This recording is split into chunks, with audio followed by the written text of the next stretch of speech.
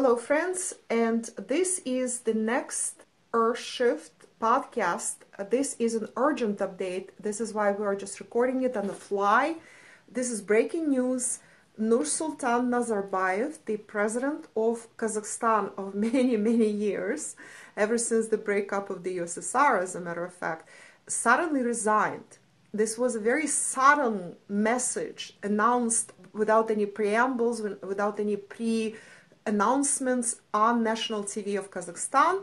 This just came in recently. 3 weeks before this announcement, also a sudden announcement was made. The government of Kazakhstan is being disbanded, basically being dismissed by Nazarbayev. That happened 3 weeks ago. Both announcements were very sudden, and that's very unusual for Kazakhstan because usually they preface such big announcements with ads and various pre-announcements on national TV and newspapers, so that to basically prep the population for what's coming. Here, the thing is that Nazarbayev has been, of course, an undisputed leader, and there was really no competition for him all these years. However, he started getting into hot waters more and more so. I have to say that Kazakhstan and Nazarbayev are one of the major features in my new book, Geopolitical and Geoeconomic Quantum Calibrations, where I described a lot of things that have happened to Kazakhstan. I did not predict, because as you see, it was shrouded in mystery. It was impossible to predict that suddenly Nazarbayev will renounce his post. But what I did predict is that Kazakhstan is drifting very dangerously towards the USA and away from Russia, and there are very dangerous signs, such as discrimination of the Russian language, removal of Russian schools, Russian language, Russian everything, actually. Immigration out of Kazakhstan, all this is predicted in the book. I also described a very important thing that happened in the beginning of 2018, which was a first harbinger of some problems to come. I described that first on Patreon in the beginning of 2018, and this episode is included in the Geopolitical Calibrations book. And this is how, in 2018, suddenly, the assets that Nazarbayev and Kazakhstan held in the West, it was specifically in Europe, assets held in Europe in dollar-denominated currencies and the dollar-denominated vehicles, let's just say, were suddenly frozen by the US. And Nazarbayev, that was a huge amount, something to the tune of $23–25 billion. It was the practically entire pension fund, state pension fund of Kazakhstan. Nazarbayev had to drop everything and fly urgently to the US to kiss Trump's ass, and I'm not kidding, that's exactly what happened. He suddenly flies very scared. Kazakhstan was very scared that that money is gone for them. So Nazarbayev flies to Washington, kisses Trump's ass, and makes some secret promises. Trump was looking like he just was given a birthday present. Obviously, for the US and those, incidentally, who still think that Trump is a good guy, terrific guy, etc., he succumbed to his straitjacket, as I was writing and speaking so much in my predictions in 2016 and 17. He made deals with the devil many times over. That swamp swallowed him, etc., etc. Okay, and this is the truth. I predicted all this. If you don't like the message, don't shoot the messenger. Again, don't want to hear it, go with fairy tales, listen to fairy tales, sensationalism, etc. somewhere else. I tell you the truth, and my predictions are about the truth. If you don't value that, goodbye. If you do value that, then stick around. And so after this, he flies back, and suddenly there is a flood of American companies taking over certain industries in Kazakhstan.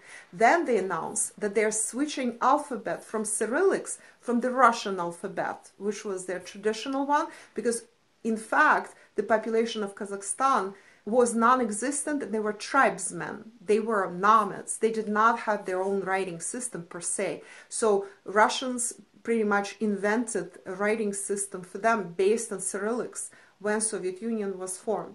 This is not the only place like this, but Kazakhstan assumed Russian language as Russian alphabet rather as the basis for their language. Of course, they have their own language.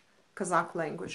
Now, suddenly Russian signs in airport streets, in menus and booklets and tourist information started disappearing, and English started appearing instead.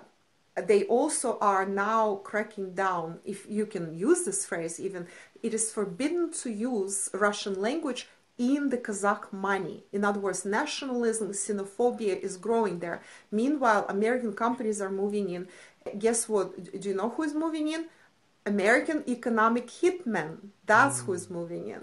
It's all described in my chapter in the book, including the sovereignty that is lower than it should be expected for Kazakhstan in its position. I'm comparing the sovereignty level of Kazakhstan to Belarus, and it's actually a lot lower. You would think it's higher than Belarus, but it is actually lower than Belarus.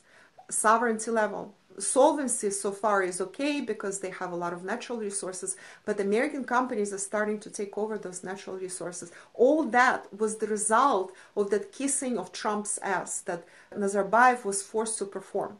Now, another thing that suddenly happened, so Nazarbayev resigned, and that is a sudden announcement, but he remains the head of the country's Security Council. In Russian, it's Совбез, and it's called the same in Kazakh, because this is the term, Совбез as the abbreviation. And this Security Council, in fact, determines what the most important moves a country has to make, both internally and externally, to ensure its sovereignty, its safety, etc. So Nazarbayev remains a lifetime head of the Security Council. In other words, he becomes, he's like hidden, like castled, like the king in chess. He is not going to be that public figure, visible to everybody. He will rule from the shadows. That's what this essentially means. Another thing, he remains the head of his party, and that's the ruling party, and practically no other party really truly can challenge that party. So he still is pulling all the strings. He is the gray cardinal going forward. So they remove him from the limelight, from that high visibility, because apparently it is dangerous for him. That's how I'm reading it. He wants to be removed, yet to still be there and rule from the shadows. Now, the guy who is the interim new president is Kassym-Jomart Tokayev. And as you see, even by the name, he's not using the Russian patronymic. I believe it would be Jomarovich or something like that if they used it as the Russian style name. Now, this Kassym Tokayev is very remarkable. As you know, of course, Kazakhstan is a Muslim republic, ex-republic of the Soviet Union. So Muslim religion there is predominant. There is very disturbing growth of all kinds of xenophobia, nationalism, and even the Islamist brand, let's just say, of fascism or Nazism. They're not aggressive like current brand of Ukro-Nazis in Ukraine, but they are anti-Russian. There are lots of videos on YouTube posted with threats to Russians and Kazakhs saying that Russians occupied them. So there are such very unpleasant, very hateful videos like that. I've been seeing that for years. Russians, as is normal for them, are trying to brush it aside and say, oh, but they're just brotherly people. We love them all. They love us. I mean, this is not serious. That's what was going on in Ukraine for years and years. And Russians were not believing that Ukraine could turn fascist and Nazi, despite all the facts. Neither did I, because it's impossible to, it's too close to home.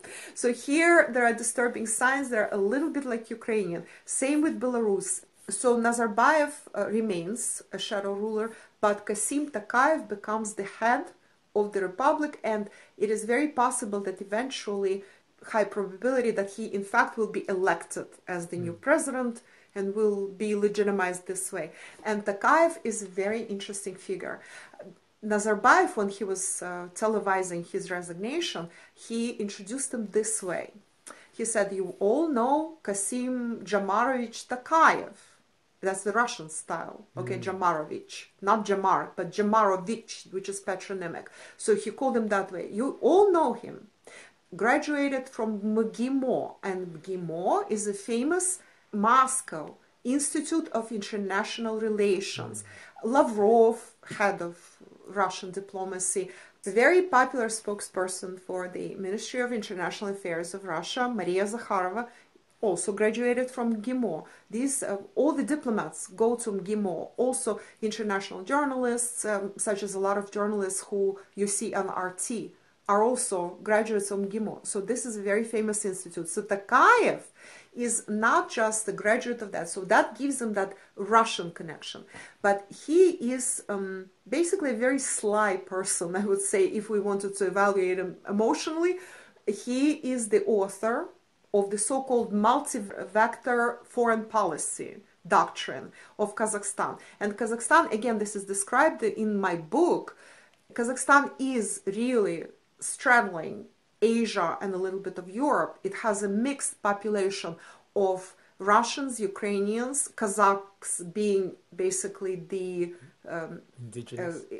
Not so much yeah, you could say indigenous, but they are core population, let's just say. There are also some Germans still living there, and I will get to that later. So all this together, multi-vector, is straddling the space between Russia on one end and China on another, and then Central Asia is located beneath it. And then Iran is through Caspian is also not that far away. And that's where we're coming to the crux of the problem. Why US and Trump blackmailed Nazarbayev and Kazakhstan by seizing their assets, by freezing their assets in 2018. They want somehow to best Russia so desperately anywhere. They're reaching everywhere. In some cases, like in Ukraine, it works. In other cases, like say in Turkey or Syria, it fails. Even if we take Venezuela, it is failing there as well. But they will continue doing that. They're trying to do this even with their former best friends and allies, such as Germany. And over there, it's also not working. So in many countries, it's not working. It actually turns out that it worked in Kazakhstan. And why do they need this? Now look at the map. Look at this map. Where is Kazakhstan located? Russia, right there. Okay? Now China on the other side. Direct borders with both.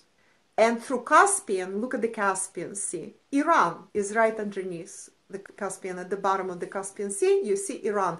So US is getting an in into three its biggest enemies and targets: China, Russia, and Iran.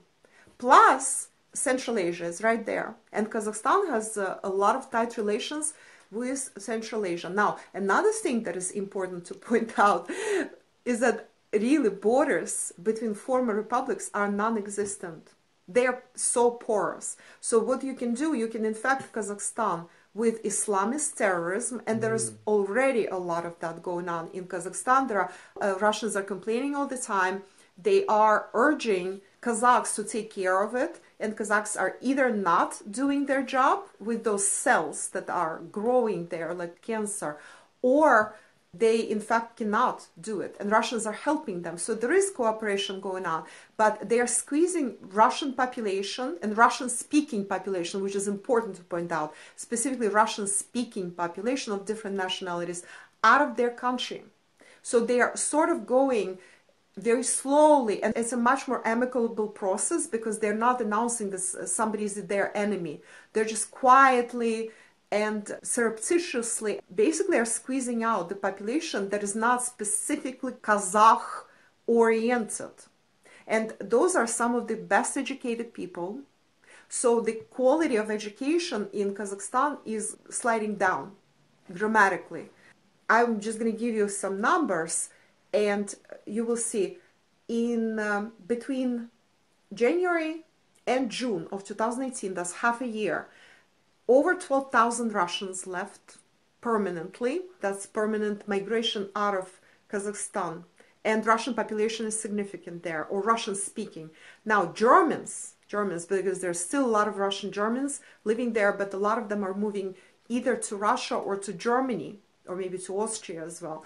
1,340 Germans. So we have almost 12,500 Russians who left, 1,340 Germans, almost 1,500, and over 1,000 Ukrainians. These are all Russian speakers, in fact, because Ukrainians also speak Russian for the most part. unless they're pretending to be super nationalistic Ukrainians, which are in fact, that's their profession, not so much their essence. So we have, that's close to 15,000 altogether. The population of Kazakhstan is 18 million. And it has been growing, and it grows because local Kazakhs give birth to a lot of babies. That's basically, but actually the growth is not that bad. The opposite, in fact, not that good. It's not a big growth. You see that, I'm looking at the chart here that I found, and Kazakhs that arrived to the country, and that means through births as well, is only 3,500, just under 3,500. Meanwhile, about 15,000 or more have left the country permanently. So the growth of the population is not that terrific either. You know, you can't really say, wow, something good is happening there. No, it doesn't look good either. So we are going with this new interim head of Kazakhstan, Kasim Tokayev. What does the multi-vector foreign policy mean, in fact? And that, in fact, means that you can be saying overtly that you're a friend of Russia and you work with Russians and you're Russia's closest ally together with Belarus, maybe also work on the side with China, but secretly you are agreeing to more and more concessions to the West. And of course, primarily the US. Tokayev, he is considered a big name, very well known in Europe. So he gets loans from Europeans. He understands how to talk to them. Well, he did graduate from MGIMO after all, you know, so his diplomatic background is, and is pro-Western background. It's not Eastern, it's pro-Western. So he tries to get more and more preferences from Europe. And now we are seeing that they are really getting in bed with the US. Why Nazarbayev actually removed himself and put him in position, I think he literally, they're squeezing them from all directions. Their assets are in the West because they bought into this economic hitman story that the safest place to be is to be in US treasuries or similar vehicles which can only be bought from Western banks, whether in Europe or the US. And what is Kazakhstan's biggest import? It's not oil, is it? Because why import? Exports. Export is oil, the biggest. Hence they're obligated to hold US dollars. Yes, and some other natural resources, such as rare ores. Oh, there you go. Yes, they are sort of obligated, but this is going away. So they still could do certain things. Like, this is actually an excellent point you're making, us, because, see, here's the deal. It's not like it's absolutely mandatory to hold enough money in foreign reserves, meaning US dollars, if you trade oil. But generally speaking, if you want your transactions to go smoothly, you better have that, number one. Number two, they might have, basically, they might say this to Russia, look, guys, we would gladly transition into buying and selling in rubles, oil and other natural resources, if you create vehicles, if you create the platform for that. How can Russians create a platform? They actually tried an oil exchange and even natural gas exchange. And it is so hard to do because the dominance of the US dollar is absolute. Even euro, look how many times Europeans tried to create rival exchanges even for currency and on European territory, in Germany and in France, and it never worked out. So it's not just Russia that announced that they would be creating an oil and gas exchange in St. Petersburg, and then it never went anywhere. Because US can squeeze anybody. They will not, nobody will know that specifically some sort of sanctions or threat or attack against the ruble, which we observed in the past years, that this specifically was because Russians went ahead with the exchange. And that was part of the problem. Nobody connects this, but in some part, the fact that Medvedev once announced that they're creating an exchange for oil, gas, and other natural resources in St. Petersburg, several years ago this was announced. What happened exactly after those announcements, nobody actually connected that. Ukraine happened right after that. And attacks on the ruble and sanctions started happening after that. That's how they operate. They will never tell you. It's mafia style. They will just cut off your friend's head and put it by your door silently and move away. This is the equivalent of how mafia would operate. And then you connect the dots. Why suddenly your friend is dead and his bleeding head is in front of your door? I'm sorry for the gruesome detail, but that's exactly what US is doing. So that reminds me also that parallel with the attack on the ruble, several attacks on the ruble, in fact, which Russian central bank had to fend off at huge expense to the country's reserves for several years. So it started happening 2014, 2015, 16, 17. All these years there were separate attempts, but they were weaker and weaker. So US was running out of munitions to attack the ruble. Finally it was stabilized, and it's now one of the most undervalued, maybe the most undervalued currency in the entire world. Well, out of major currencies, it is definitely the most undervalued, no question. So while this was happening with the Russian ruble, again, going back to Kazakhstan, same was happening with Kazakhstan tenge. That's their currency, their money. It also got devalued terribly. Also, economies started becoming sluggish around the same time. Then there was an attempted color revolution, which I explained in ESR, I believe it was ESR 11. Don't hold me to that, but go to Ladare.com, click on Earthshift reports, and you will see which one talks about Kazakhstan. I believe it was either 9 or 11. So you're also implying that the U.S. May be interfering in Kazakhstan affairs by assisting the Islamic terrorist cells with funding and to disrupt the Kazakhstan economy? They're not doing it overtly, but there's definite covert correlation there because, as we well know, US has tentacles all over the world, so they can finance some kind of Islamist cell or organization like Al-Qaeda, for example, or similar one, or a Muslim Brotherhood, or one of those. They can finance ISIS, for that matter.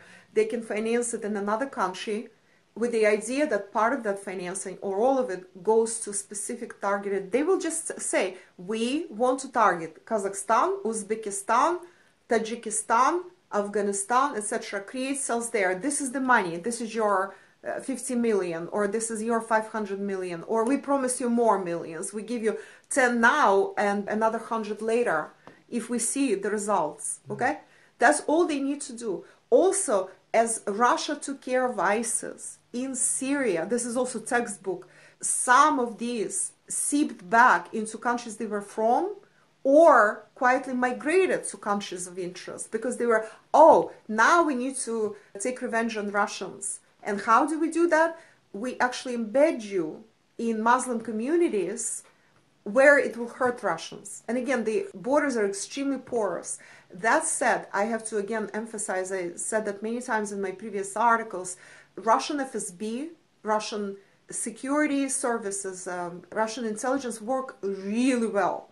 When sometimes in the press openly you hear some sort of criticism of these organizations like FSB or intelligence, that might even be said on purpose, those criticisms. So first, people do not think that this is too difficult, that they're on their case. So those terrorists who might be plotting something, it's better to lull them into some sort of complacency by thinking, oh, Russian FSB is not going to get us. But the number of cases of terrorist attacks they prevented, the number of cases they solved, the number of cells they uncovered in the past several years is absolutely out of this world, mind-boggling. Their work is stellar on Russian territory. But what are you going to do on somebody else's territory? Of course, Russians try to help out, but there's only so much they can do when nationalistic, xenophobic, anti-Russian moods and all this pridefulness is growing. So I calibrated Nursultan Nazarbayev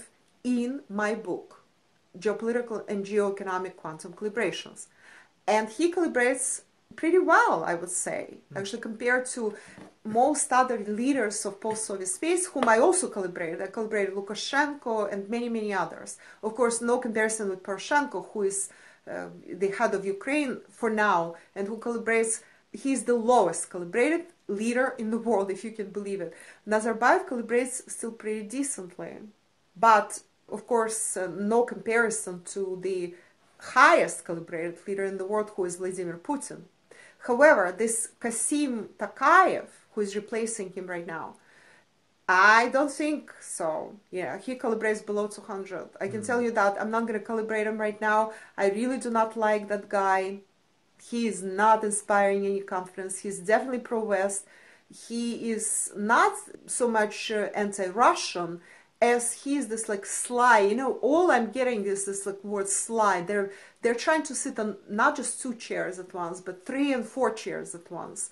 They're trying to get something from everybody, sort of like what everybody in the post-Soviet space is doing. All the small countries, all the countries that are called in between are trying to do, and then in reality, the multi-vector direction of the world, which is multipolar direction, in fact, will continue. But in this case, there is a lot of underhanded stuff going on. And of course, Kazakhstan is definitely being blackmailed and whipped into submission by the US. Unfortunately, Russia cannot compete. Again, it's all in the superpower index. You will see how Russia stacks up against the US and China and Germany, where the strengths are, where the weaknesses are. This is like a fascinating case study I did as part of the same book on geopolitical quantum calibrations. You will see that Russia cannot compete with the US when it comes to currency. Right.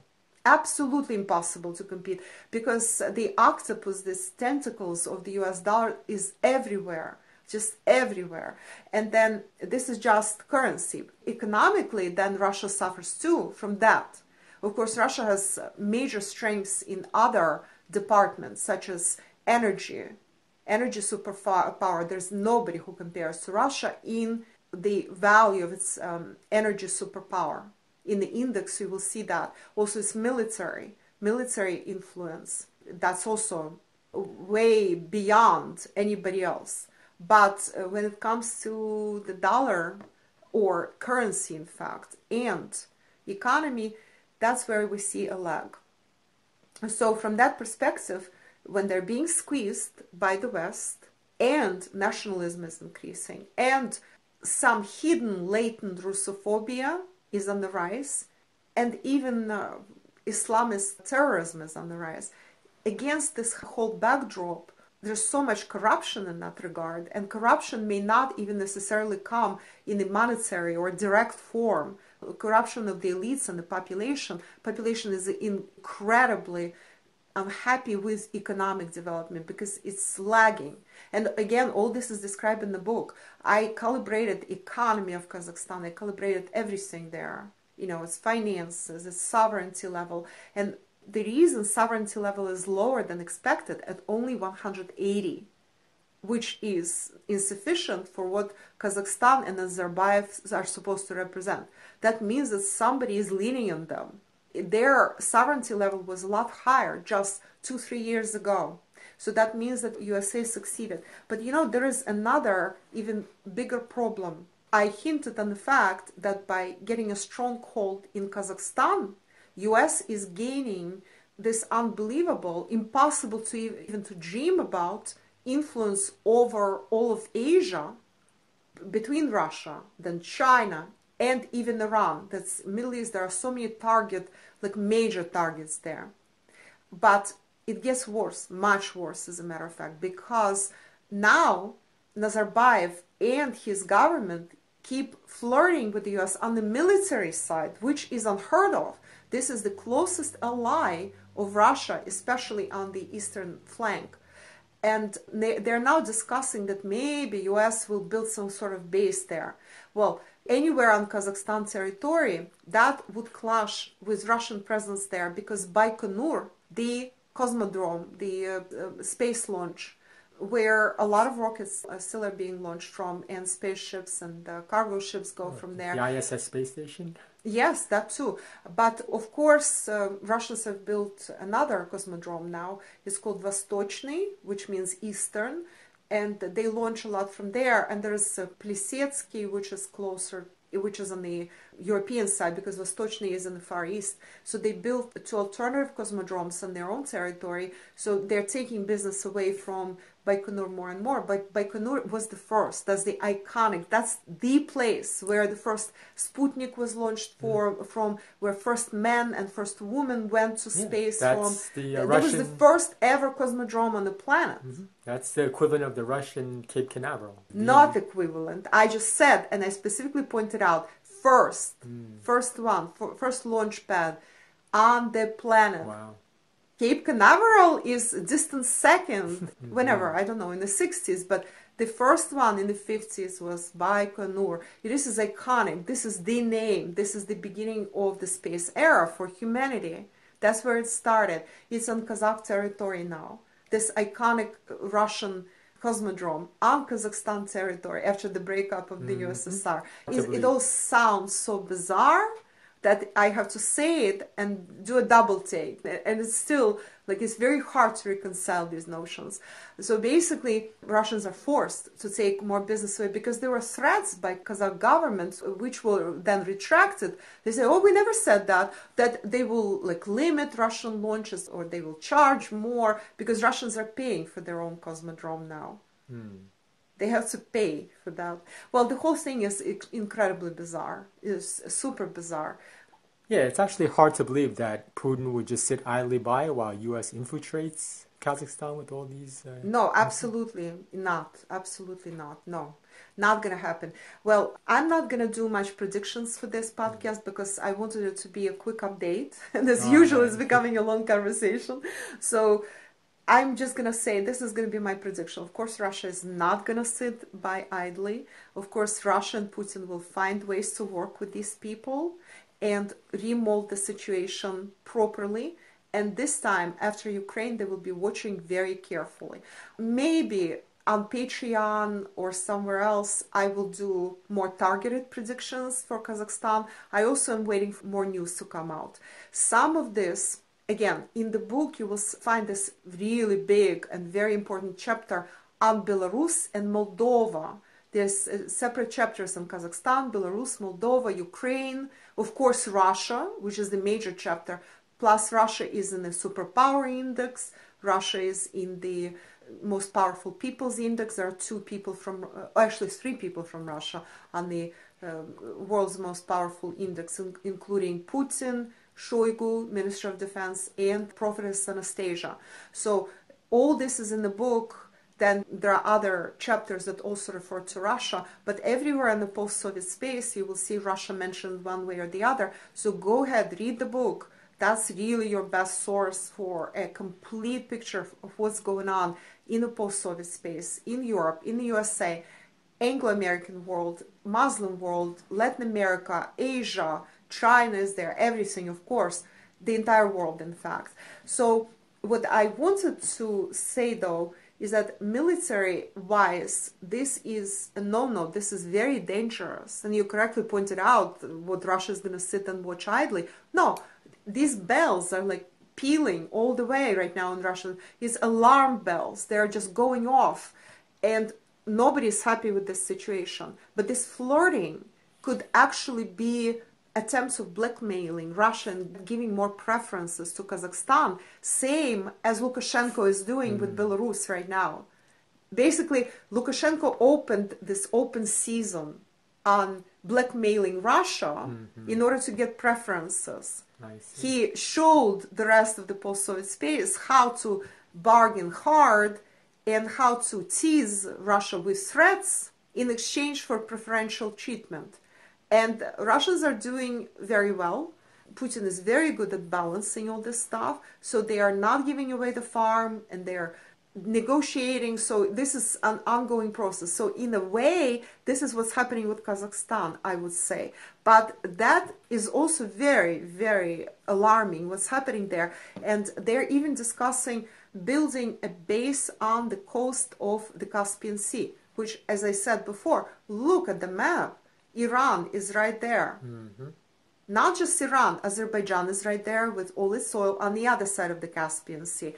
Turkmenistan with its oil also is also on the other side of the Caspian Sea, not to mention Russia, and China is not that far away.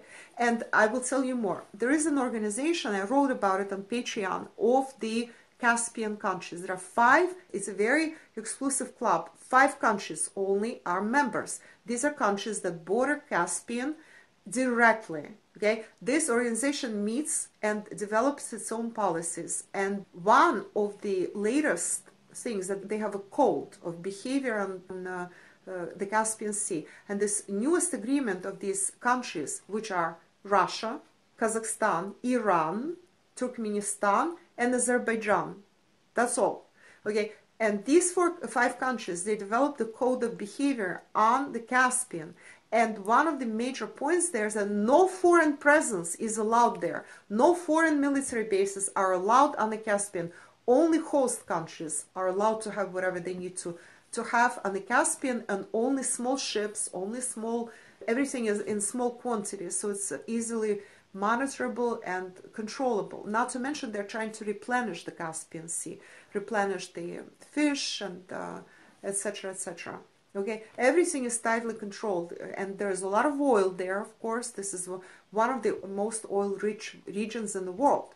And so all the bordering countries, of course, have oil interests, major ones, oil and gas. Gas is also there. And that is also tightly regulated. So can you imagine if Kazakhstan breaks the agreement and allows American base, even a small one, even a reconnaissance base, even a spy center on the shores of Caspian, that breaks up the entire balance in the region in such a bad way. It completely threatens everybody and everything. So from this perspective, of course, Iran will never stand for this. Neither will even small places like Turkmenistan and Azerbaijan. But Russia will never allow this to happen. I can predict 500%. Russia will never allow this to happen. I know there is a lot of alarmist attitudes in Russia about what is happening with Kazakhstan. Russia may overlook the fact that they are deleting Russian language from their usage and from their signs, and even closing down Russian schools. They may overlook the fact that Russians are moving out in alarming numbers out of Kazakhstan, but they will never allow an American base on the Caspian. That simply cannot happen. Not even a small one. At least at this point, this is set in stone. So we also have this period A resonances here. So this nationalism, growth of terrorism, nationalism, xenophobia, all these are characteristics that are negative characteristics of period 8, which of course to learn, you can go to Lottery.com, click on webinars. Webinar 4 talks about everything that goes on with period 8 globally, and you can connect the dots. Seems like a renewal of the Cold War as well. Yes, Cold War, but this is something else. This is a lot worse. We can say that multipolar world is developing when countries are struggling to determine which direction will they go to. We can say that. But this chaos, see, something like this would have never been possible during Cold War, when there were two sides of the world. Right?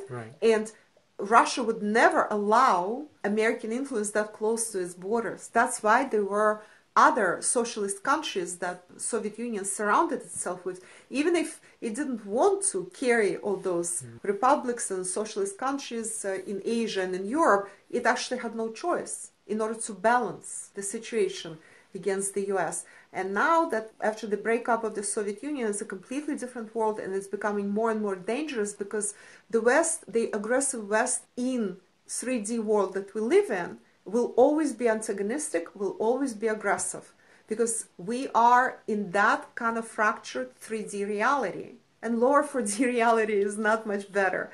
It may even be worse in some ways, more confrontational, but on the side of the mind. Well, this is part of my multidimensional theory, which we'll discuss some other time.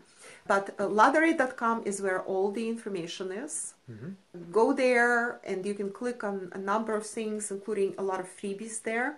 Of course, you can visit my other Urshift podcasts, which are all on YouTube. Please subscribe, like, comment, share with others. We really appreciate all this, because that's how we will grow audience, and that's how we will know that you like it, and we can do more podcasts for you. We monitor the numbers, how many people watched, how many people commented, liked, etc., and shared, as a matter of fact, and then maybe we can do more podcasts like this. And of course, don't forget to pick up my new book, which I worked very hard on. I'm getting really great reviews already, and hope more reviews come up on Amazon. There will be more venues where a book is distributed, but for now, this is Amazon globally, both ebook and paperback, and it's Geopolitical and Geoeconomic Quantum Calibrations by Lada Rain, a new revolutionary tool for understanding our world. I hope to see you soon. Bye. It's wonderful. Thank you, Lada.